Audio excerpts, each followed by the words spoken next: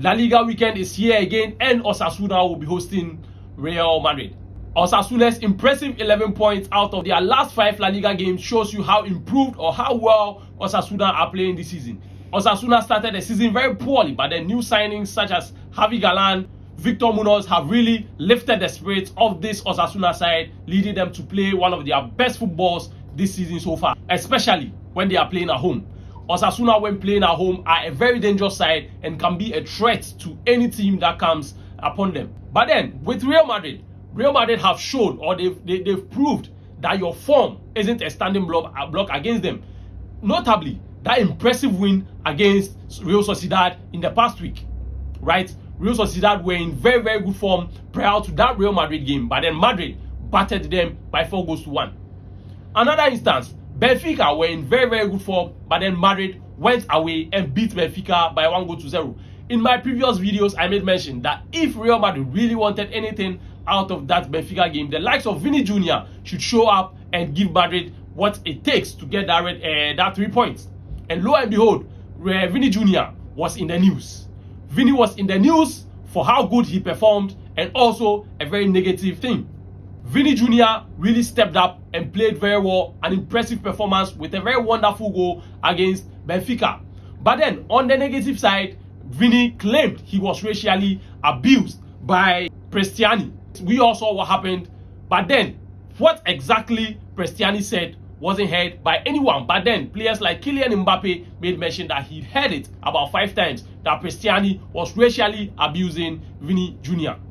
Currently, UEFA are investigating this situation and come out with the best possible action to take against Prestiani if he is found guilty. But then, with Vini, let's have a little discussion. It seems Vini is being targeted, right? When it comes to racial abuse, it seems he's always being targeted. Because the reason why they are saying they racially abused this guy was because of him dancing in front of their fans after he scored. But then, bro, things really happen like this. Most people dance when they score goals. A notable one, the recent goal Cunha scored against Arsenal at the Emirates. He danced in front of the Arsenal crowd. But then what happened? Was he racially abused? Bro, sometimes we really need to take action over certain things like this. Right? Even if the fans were racially abusing him, what about Cristiano himself? People have different ways of frustrating players, but then racially abusing someone is not one of these. So I think UEFA should really delve into this issue to give us the best results with this situation. I made mention of something that it seems Vini is being targeted. Right? Why do I say this? Vini has been at Real Madrid for 8 years and has had 20 different cases of racism against him. 20. Right? Because he's not the only black player in the league. There are a whole lot of black players in the league. He's not the only one who dances after scoring a goal. A lot of black players dance after scoring a goal. Not only outside, also in La Liga. But then, why is it always him? Why is it always him? To be honest, I feel Vini needs to be protected with the way things are going. And now, with current form, Real Madrid currently are on 8 consecutive wins in La Liga. Yes, so that shows you how dominant Real Madrid have been in the league and currently sit top of La Liga. Coming into this game, do you think Real Madrid will give a gap or will allow Osasuna to take a single point out of this game? Because it's been a long time that Madrid have been on top of La Liga, and currently they sit on top of La Liga. And personally, with how good or how consistent they've been in La Liga for the past 8 games, I think Real Madrid will do everything possible to get all 3 points. But then on the side of Osasuna as well, they are a very dangerous side, especially when they are playing at home. But then, as I said earlier, Madrid have proven to us that your current form isn't a problem to them, or it doesn't bother them. What they do is come in and win the game, which is the most important thing. And ever since Arbeloa arrived, it seems Madrid have really been consistent in La Liga. Yes, so personally, I feel Real Madrid will do everything possible to keep their spot on top of the La Liga table. Barcelona will be playing at home to relegation battlers Levante. Yes, a shock defeat to Barcelona against Girona in the past week, right? No one saw this coming, but then I think in that game, Barcelona deserved to lose that game, right? Barca will argue they were not having certain players available, but then with the quality that Barcelona is having, right, with how bad Girona have been all season, that shouldn't be a standing block between you and Girona, right? The players that were out were Pedri, Rashford, right, and Rafinha.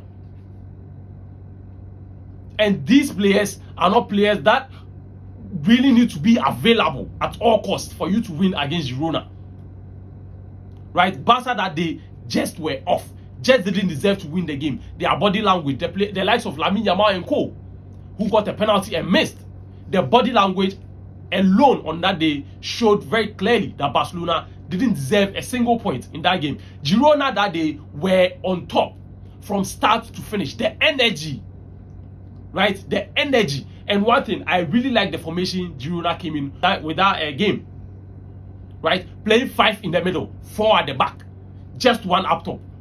The 2 wing backs join the striker whenever they are in transition, and it worked perfectly. Yeah, so I think that very day, Girona deserved all 3 points. But then, currently, Barcelona are coming up against a struggling Levante, right? Especially with Barca losing their first position to their rivals, Real Madrid. Barca will be hoping to bounce back in this game, right? And I think Barca will win this one comfortably. Personally, that's what I think. Because with how Levante are playing so far, they are not looking like a team who is going to get results, right? They struggle even to end up with a draw. They really struggle, right? And with Barca playing at home, I think are going to be too strong for Levante. Barcelona this season at home have a 100% win record. Yes, so when they are playing at home, there's no way you are going to beat Barcelona. And currently Levante are really struggling, right? They are really struggling, and I don't see a way that Levante are going to get a point at Barcelona.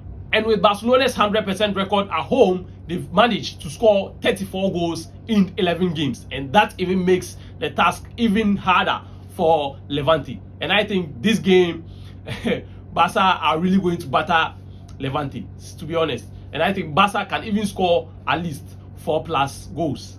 But then with current form, Barcelona in the past 2 weeks haven't really been in good form, right? After being beaten by Atletico Madrid by 4-0 in that Copa del Rey clash, right? Barca will be playing at home in the return leg, but then I think it's going to be really hard for Barca to overturn the 4-goal deficit, right? After that, they got defeated again by Girona, right? So people may think, or people may say, that Barca currently may be short of confidence, but then I don't think Levante will be a side, right, that Barca will need a whole lot of confidence to beat, right? Yes, so I still tip Barcelona to get a job done at the Camp Nou.